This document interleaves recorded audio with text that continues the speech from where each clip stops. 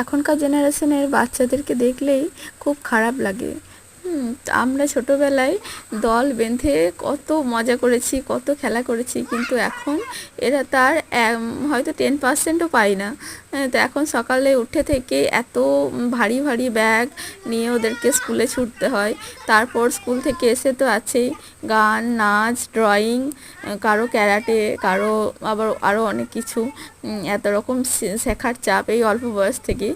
তো এরা কিন্তু আমাদের মতো একটুও ছোটো থেকে লাইফটা এনজয় করতে পারিনি। আমরা দল বেঁধে বৃষ্টি পড়লে পাড়ার ছেলে মেয়ে ভাই বোনেরা একসাথে বেরিয়ে পড়তাম স্নান করতে, কিন্তু এদের এরা কিন্তু সেই সুযোগটা একদমই পায় না।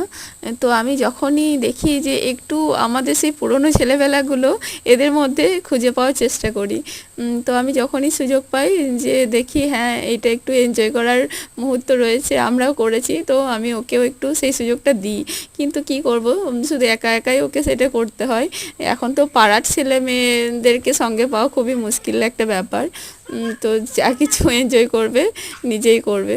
তো বৃষ্টি চলে আপনারা কে কে এরকম স্নান করেছেন একটু কমেন্ট করে জানাবেন। কেমন লাগলো ভিডিওটা, ভালো লাগলে একটা লাইক করে দেবেন।